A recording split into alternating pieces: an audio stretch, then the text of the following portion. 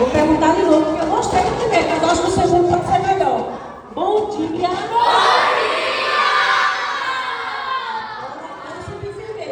Muito bem, todo mundo tomou café? Eu só vou precisar que vocês façam um pouco de silêncio para a gente poder conversar, tá bom? Vamos lá, deixa eu só me apresentar. Eu sou Rosana França, eu sou educadora social, sou assistente social também de formação. E hoje eu estou aqui junto com Mariama.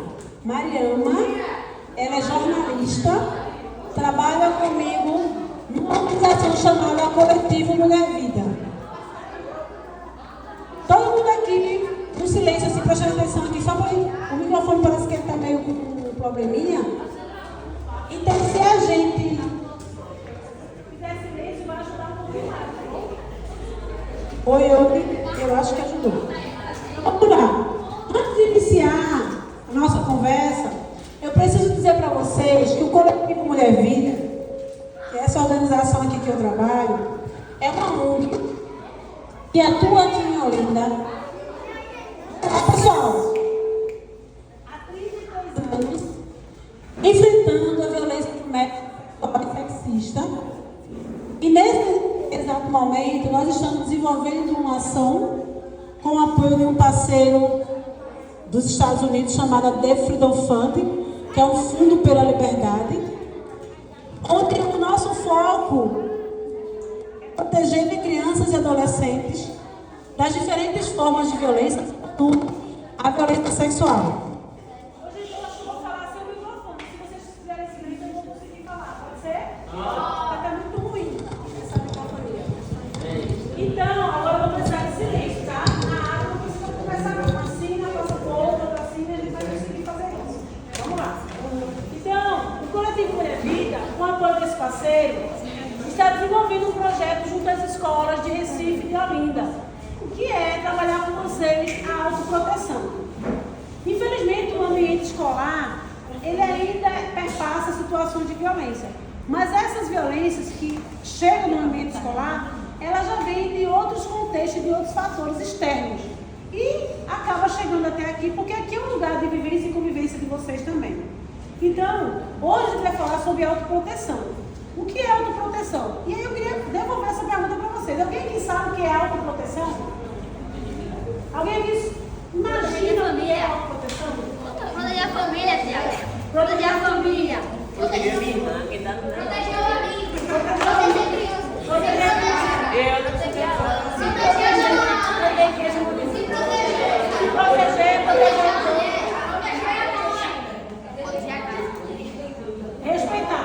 Olha, eu só posso dizer que vocês arrasaram. Realmente, a autoproteção ela tem a ver com, primeiro, você se autoproteger. O que é auto? É sobre mim.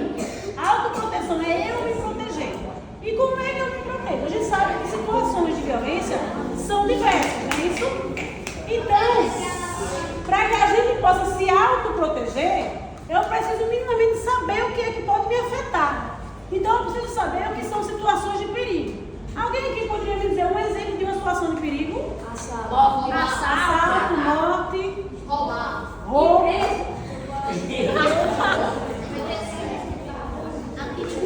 Agressão de mulher. sequestro, bateu. Bater. Liga. Ok. Chegou. Situação de perigo. Então a gente já. Vamos lá, gente. A gente conseguiu identificar que uma situação de perigo ela envolve situação de violência. Certo? Então a gente consegue entender que para a gente se autoproteger, a gente precisa saber o que são situações de perigo. E a gente também precisa perceber lugares de perigo. O que são lugares de perigo para vocês? Lugares de perigo. Boca de fumo. Onde só tem traficante.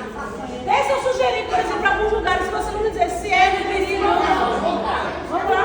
A casa de vocês. Não. A escola. Não. A igreja. Não. A comunidade. Sim.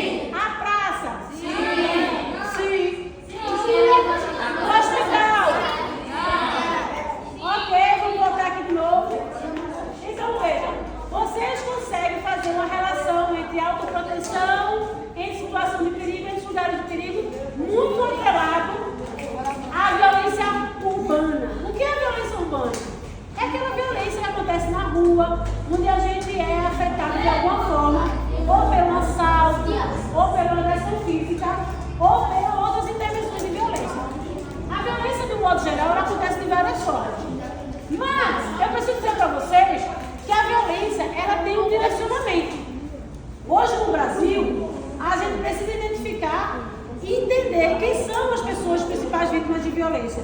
E por que quando a gente fala de violência, a gente só atela a violência urbana e esquece de outras violências que acontecem todos os dias, sobretudo na casa, na escola, na igreja, no hospital, ou seja, em todo lugar. E aí, eu preciso dizer para vocês que, infelizmente, tem uma violência que ela é invisibilizada, mas que ela acontece todos os dias e que ela atravessa a vida de todos vocês, todos os dias, que é a violência sexual. Então eu estou falando de uma violência que ela envolve tabu, ela envolve segredo, ela envolve vergonha, ela envolve sigilo.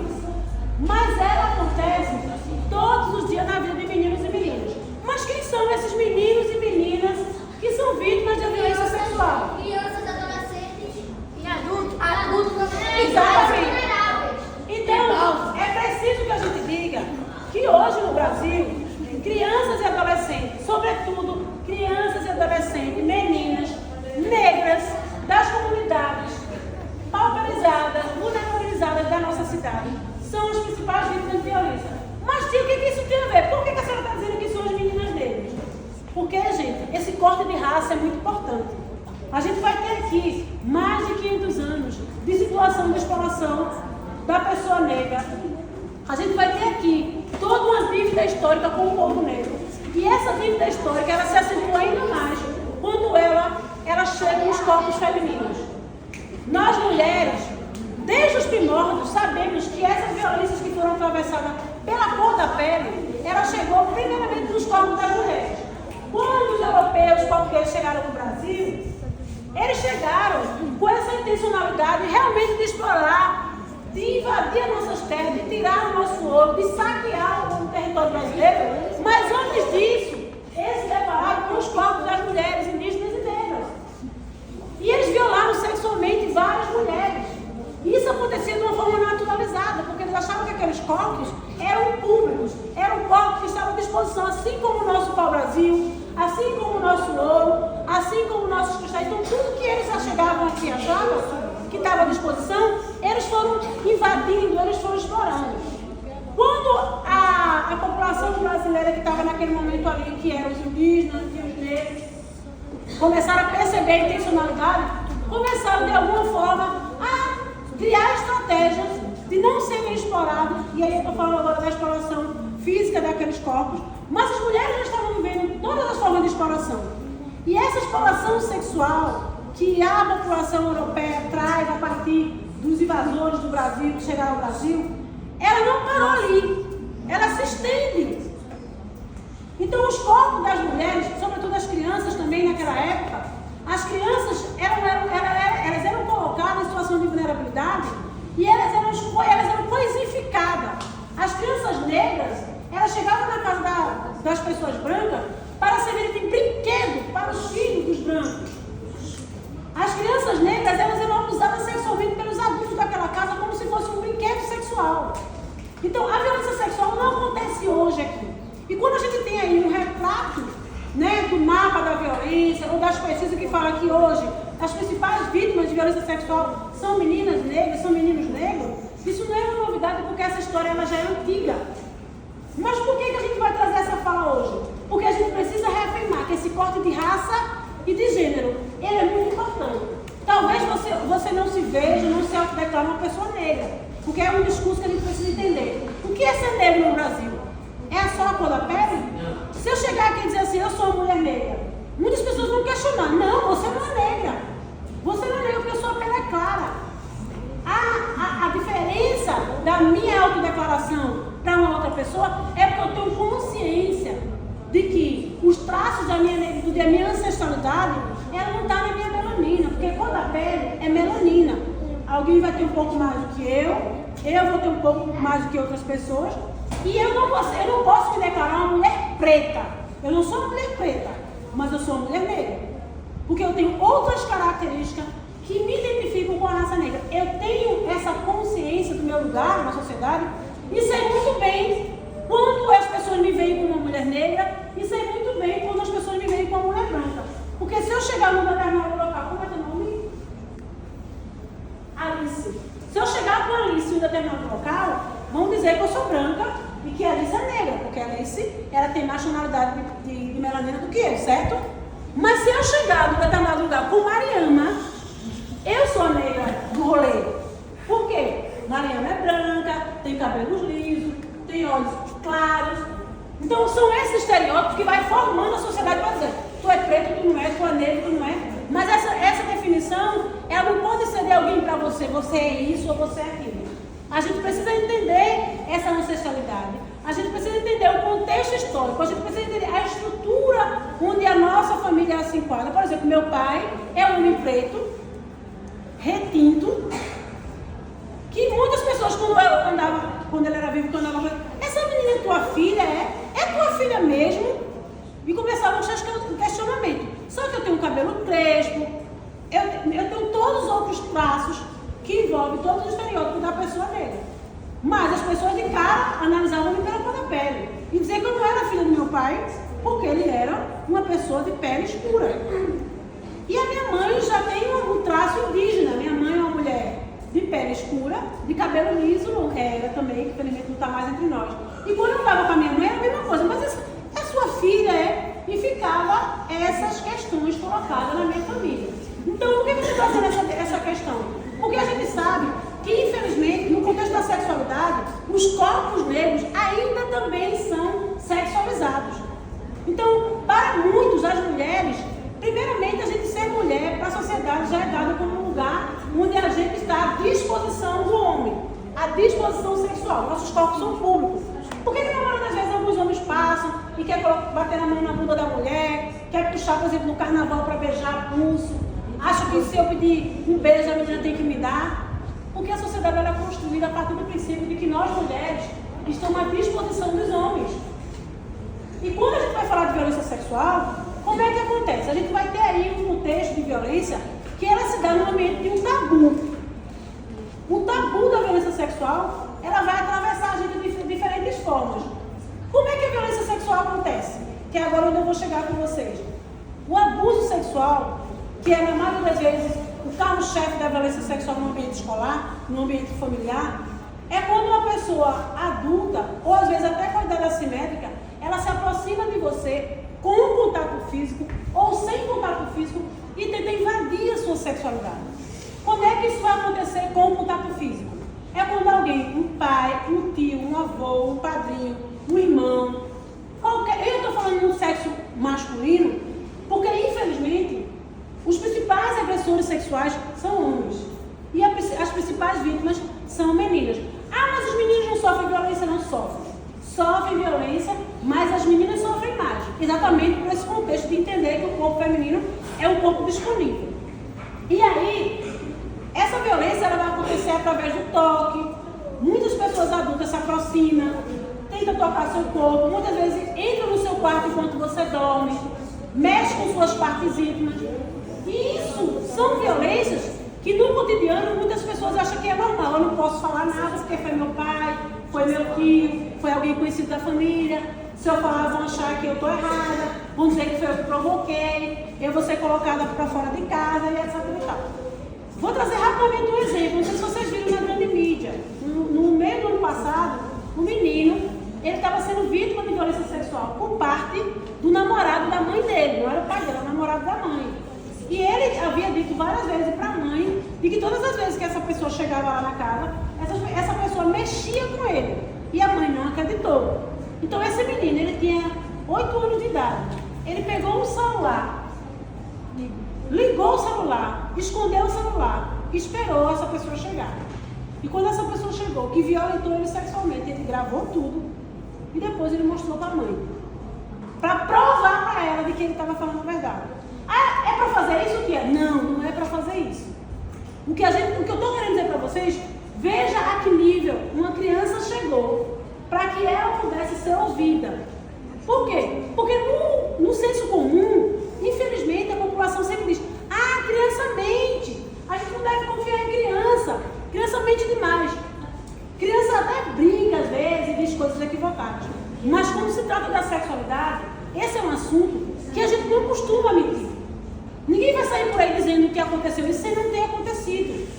Esse não é o tipo de coisa que a gente tem prazer em falar. Determinadas outras violências,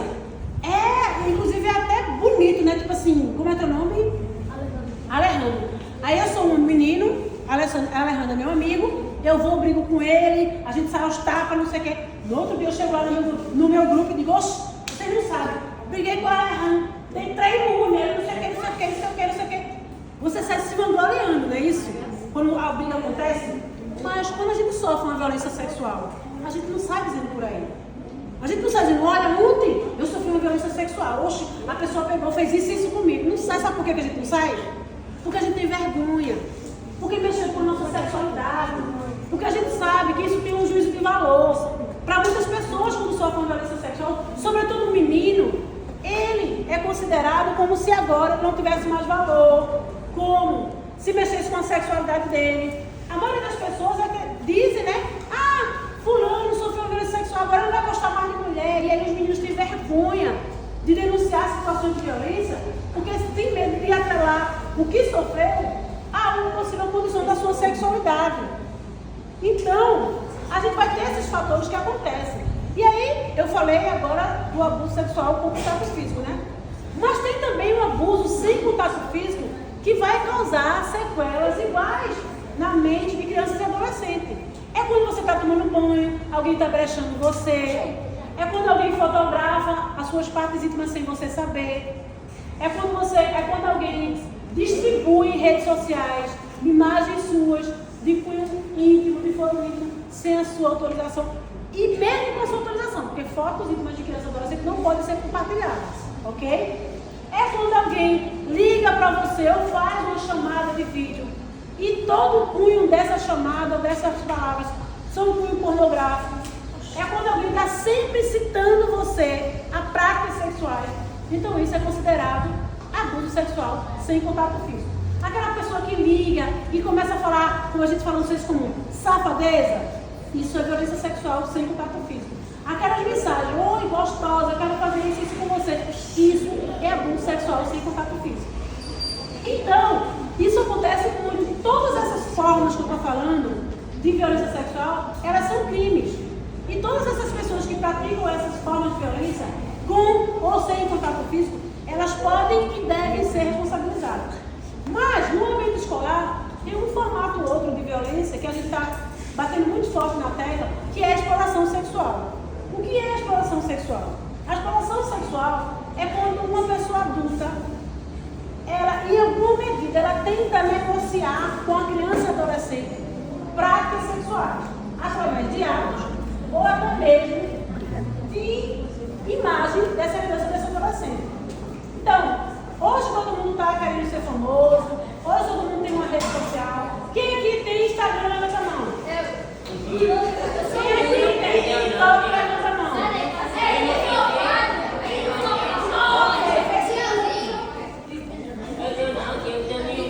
Já vai receber, né? Voltando aqui.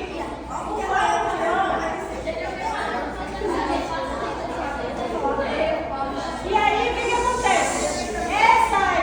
Essas redes sociais, sobretudo o TikTok e o Instagram, são uma das principais redes, e o WhatsApp, obviamente, são uma das principais redes onde crianças e adolescentes são frequentemente abordadas por pessoas que têm interesse em a prática da exploração sexual.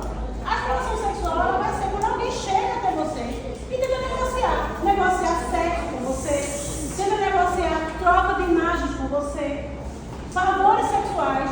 E aí essa pessoa vai chegar, todo mundo agora quer ser famoso, famosa, todo mundo quer ter 1000 likes, todo mundo quer ir para casa de carisma, todo mundo quer tudo, né? Então eles se aproveitam dessas coisas e chegam até você e vai oferecer. Olha, gostei do teu perfil, posso te ajudar a engajar, posso te ajudar a alcançar mais seguidores, mais curtidas. É só tu fazer isso. Manda uma foto assim, faz isso.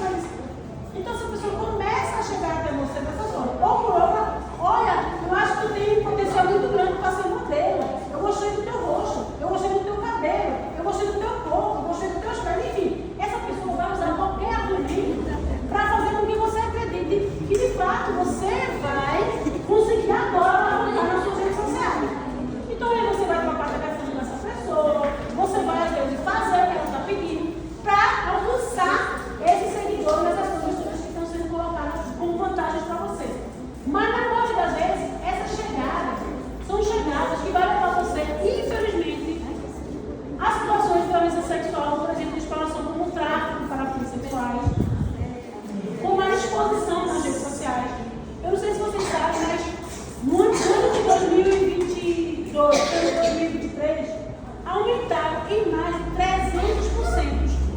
casos de compartilhamento de imagem pornográfica de crianças aparecendo nas redes sociais. Essas imagens estão sendo compartilhadas de duas formas. Ou entre os próprios adolescentes que colocam à disposição nas redes sociais, ou através de negociação. Como é que é essa negociação? As imagens íntimas de crianças e adolescentes estão sendo compartilhadas por Pix. E às vezes a criança ou o adolescente acha que isso é vantagem. Então chega aquela proposta: olha, eu queria uma imagem sua, eu pago R$100 pelo Pix para você mandar uma imagem sua sem roupa. E aí a pessoa fala: oxe, só R$100, agora eu mando agora.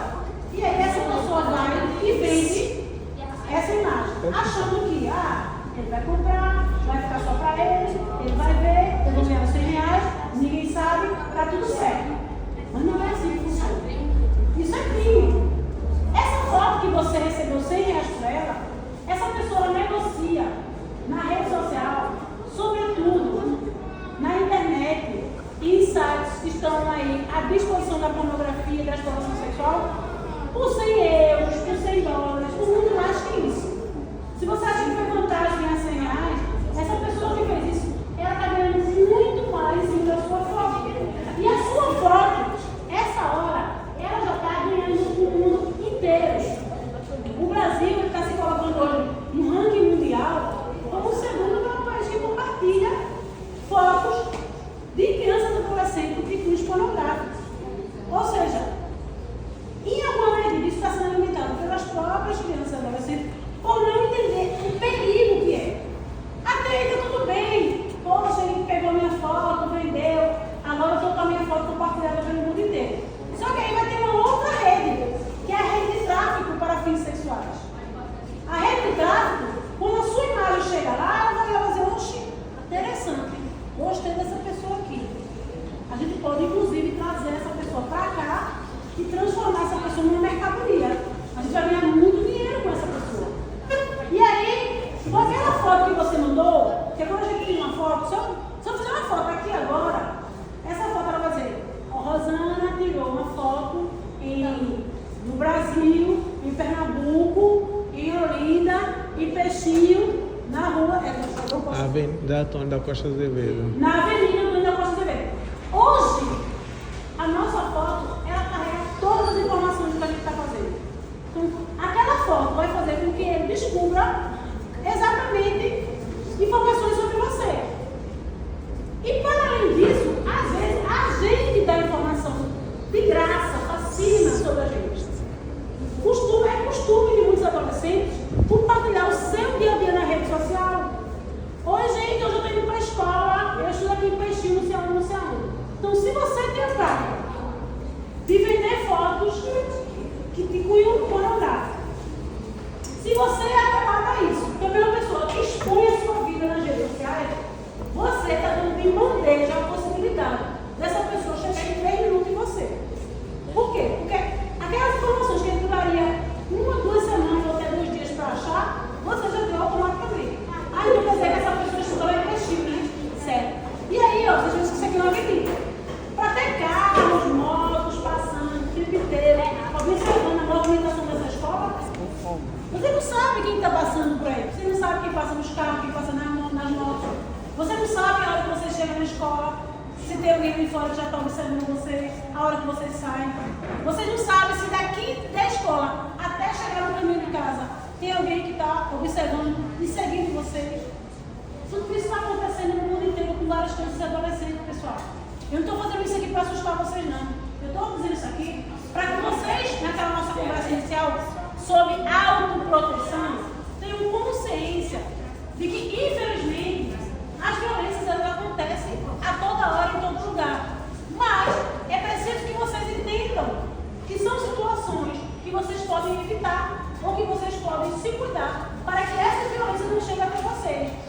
Então, se eu sei que a minha rede social ela pode ser um canal aberto para que eu fique vulnerável para uma situação de violência, eu preciso pensar em estratégia de como me proteger. Se eu sei que aquela determinada proposta que foi feita a mim é uma proposta que pode me prejudicar e pode prejudicar a minha família, porque também tem outro fator, viu? Que é o fator ameaça. Às vezes, essas pessoas também ameaçam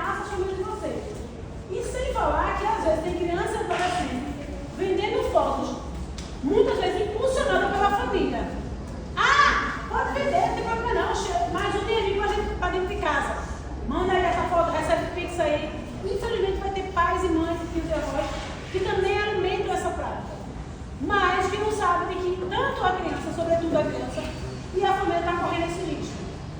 E aí a exploração sexual, ela vai ser essa negociação, essa troca, através desses fatores que acontecem nas redes sociais e que chegam no ambiente escolar como sendo uma vantagem. É uma vantagem ganhar dinheiro pelas redes sociais, então eu vou fazer de tudo. É uma vantagem postar uma foto minha e ganhar 1000 curtidas, eu vou postar. Às vezes a pessoa nem vende essa imagem, ela só posta. Posta uma imagem de biquíni, posta uma imagem chupando pirulito, e aí a pessoa vai, retira aquele pirulito, coloca um objeto sexual e faz uma montagem. Vocês sabem que a inteligência artificial, ela faz de tudo agora com as imagens, né? Então, para uma foto sua ser transformada em uma foto pornográfica, é questão de segundo. E se você colocar essa foto de forma que ela possa facilitar ainda mais isso, vai chegar muito mais rápido para essa transformação. Sem falar que a gente vai ter também várias situações onde no TikTok tem muita criança e adolescente fazendo vídeo de cunho sexual. E muitas vezes incentivado pelos pais, pelos tios, pelos avós. E essas imagens também são transformadas em imagens sexuais. No Kawaii também, muito bem lembrado. Então, essas redes sociais, elas são colocadas à disposição e às vezes a gente não tem noção de que isso são situações. Alguém aqui já chegou a saber de algum amigo, ou amiga, ou parente, que teve uma situação de abordagem na rede social, que fosse uma abordagem de cunho sexual, de proposta, ou até mesmo uma pessoa do nada querendo te seguir sem você reconhecer? Não foi bem na rede social, mas aconteceu com minha mãe. Que enquanto ela estava dormindo, ela era muito jovem naquela época. Enquanto ela estava dormindo, um dos primos dela quase que ia assediando sexualmente ela. Só que ela acordou e deu um chute nele. Esse relato aqui é um relato de que violência? Abuso sexual. A gente falou no início. Veja, a mãe dele relatou para ele que quase ela sofreu uma situação de abuso com contato físico. Lembra? Ele ia tocar no corpo dela. Então, a gente vai falando de abuso sexual com contato físico. Mas aí, se esse primo dela chegou no quarto, mesmo sem tocar nela, mas ficou observando ela dormindo, enquanto observava ela dormindo, se masturbava ou alguma coisa assim, ele também cometeu violência sexual, só que sem contato físico, entende? Outra pessoa que tem levantado a mão.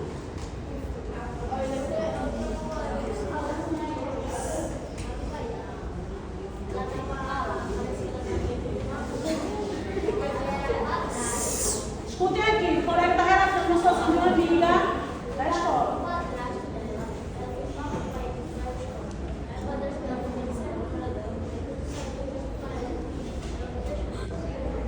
Olha, ele está falando que uma colega dele estava tomando banho e o padrasto dela ficou observando ela enquanto ela tomava banho. E depois que ela saiu do banho, ele tentou acessar ela para praticar violência sexual, mas aí ela conseguiu se sobressair. Então a gente agora está falando de novo da violência sexual, que é a tentativa de estupro, né, que está atrelado ao abuso com contato físico. Vocês conseguem entender? Eu tenho outra. Numa das escolas que minha mãe trabalha, teve uma menina que contou que alguém na casa dela estava violentando ela sexualmente. Era uma menina lá no Rio de Janeiro, mas já foi denunciada. Vocês conseguiram ouvir, né?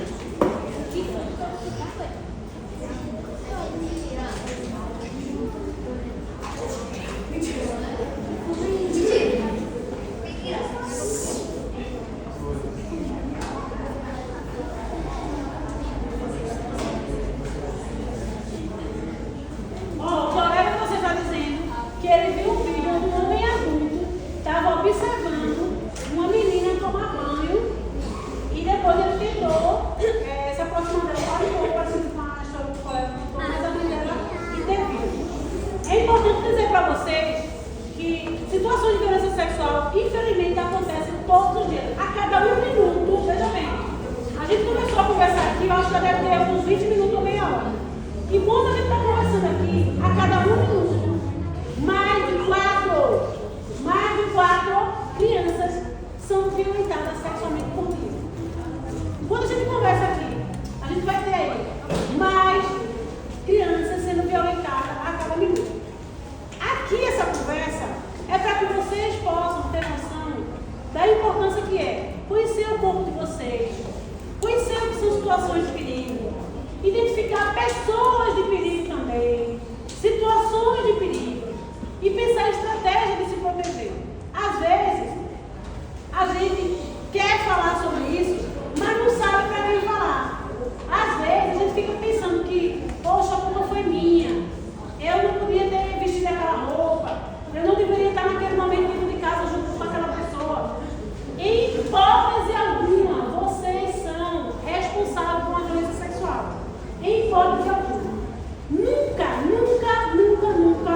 vai ser culpa de vocês. Usando a palavra comum. Culpa de vocês. Responsabilidade de vocês. O agressor sexual, ele se aproveita da vulnerabilidade do adultocentrismo. O que é adultocentrismo? É quando o adulto acha que, por ser adulto, ele pode fazer tudo. Sobretudo se ele for um adulto irresponsável por você. Se for seu pai, se for seu avô, se for seu tio, se for seu vizinho, ou seja, foi uma pessoa adulta, ela acha automaticamente que ela tem um poder sobre você. Então é preciso que vocês entendam que na relação de respeito, ninguém pode ter poder sobre ninguém. Quando a gente é uma pessoa criança ou adolescente, a gente vai ter uma condição de vida onde a gente precisa seguir orientações das pessoas adultas, sobretudo as pessoas responsáveis por nós, porque estão no processo de cuidado e criação da gente. Mas esses cuidados, essas orientações, elas não podem sobrepor os nossos direitos, o nosso bem-estar. Então, quando esses comandos do adulto para você são comandos de violência, eles não podem ser aceitos. Eles não podem ser considerados como algo normais, algo natural. Então, se um adulto chega para mim e diz, olha, eu vou fazer isso e isso com você, você vai ficar calada, porque quem manda aqui sou eu, não sou seu pai, não sou seu tio. Não, esse não é o tipo de comando que você precisa obedecer. A obediência do adulto, eu vou dizer já o que você precisa fazer.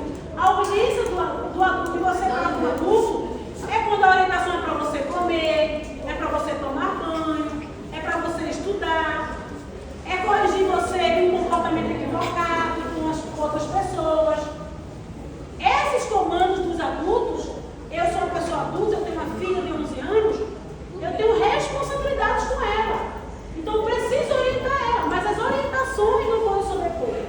Então, quando um adulto, ele traz comandos para você, que são comandos que ferem a sua integridade, que ferem a sua sexualidade, vocês não podem obedecer.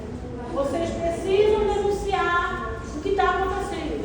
E quando eu falo denunciar, não é só pegar um telefone e denunciar. Denunciar é falar sobre isso. Na hora que eu falo sobre isso, eu estou denunciando.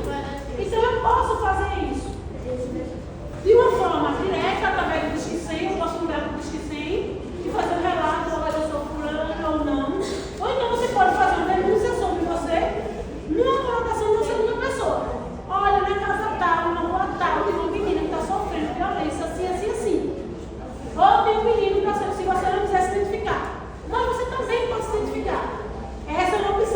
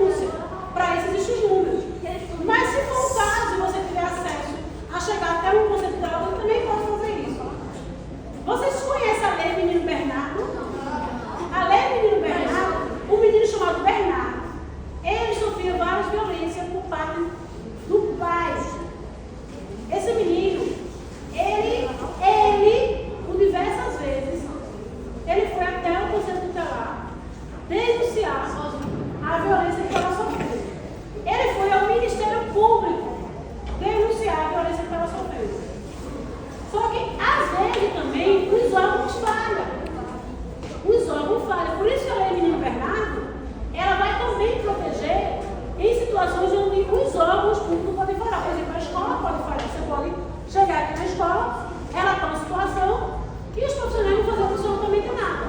Então, a lei do Bernardo, ela vem exatamente para isso, para a gente entender quais são os papéis das instituições. Então, Bernardo, esse menino, ele sofreu várias violências, então ele foi nesses lugares todos sem fazer denúncia. Infelizmente, nada aconteceu. Infelizmente, o pai de Bernardo o matou. Depois de toda uma trajetória de luta pela própria vida, Bernardo foi morto, o pai matou Bernardo. Infelizmente, Bernardo chegou a morto. Então quer dizer que nem perda, né, Rosana? Eu vi no Conselho Tutelar. A gente está falando aqui de uma situação onde houve uma falha. Porque pode ser, inclusive, que alguém aqui já tenha feito isso. Eu já denunciei e nada aconteceu. Não desista. É importante que você busque várias outras formas de trazer essa violência para que essas pessoas sejam responsabilizadas. O Bernardo, ele, antes de morrer, obviamente, quando passava por situações de violência, ele foi em vários órgãos denunciar o que estava acontecendo. Infelizmente, lá em São Paulo, esses órgãos não fizeram o que ele tinha feito. E aí, por fim, o pai matou. Está preso, o pai dele está preso. Então, obviamente, disciplinaridade para cada tipo de crime. E aí, dito isso, o Coletivo Mulher Vida, que é uma organização não governamental, como eu já falei, também está à disposição de vocês. Hoje aqui a gente falou rapidamente sobre situações de perigo, sobre a violência sexual, sobre como ela acontece, sobre as abordagens nas redes sociais, sobre pessoas que vocês podem confiar, pessoas que vocês não podem confiar. Mas essa conversa nossa é muito rápida. E aí, as nossas redes sociais também está à disposição de vocês, para que vocês possam entrar lá no inbox. Eu e Mário está sempre acompanhando o Instagram da instituição. Então vocês podem entrar lá, deixar uma mensagem. Mas eu, professor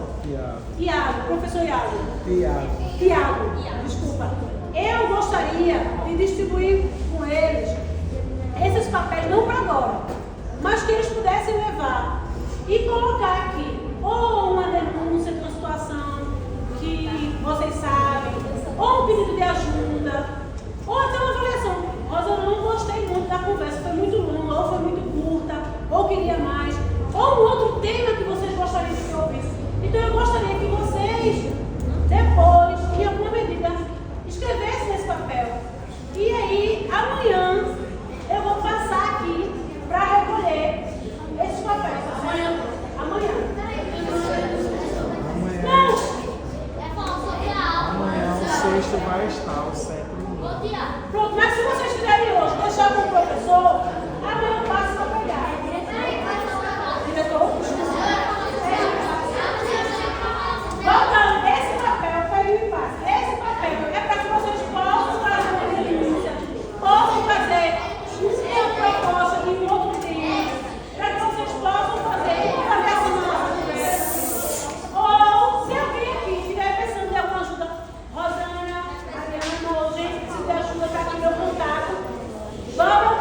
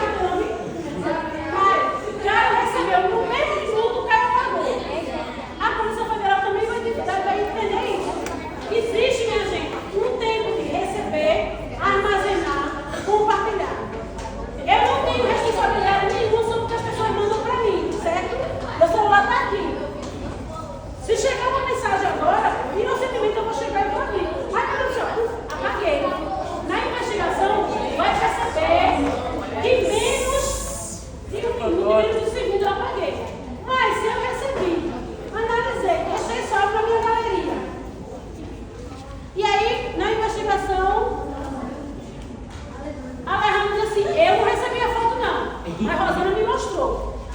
Eu posso não ter mandado.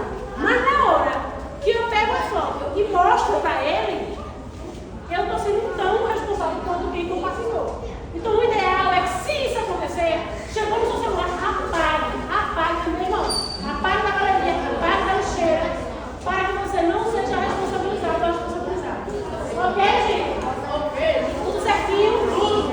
Então, por favor, escreva nesse papelzinho informações, avaliações, sugestões, que amanhã eu vou estar passando aqui para recolher, tá certo? Quem não vem para a escola amanhã, já ao sair da saída agora, já fez. Se quiser me entregar na saída, porque eu tenho outras coisas, eu posso pegar hoje.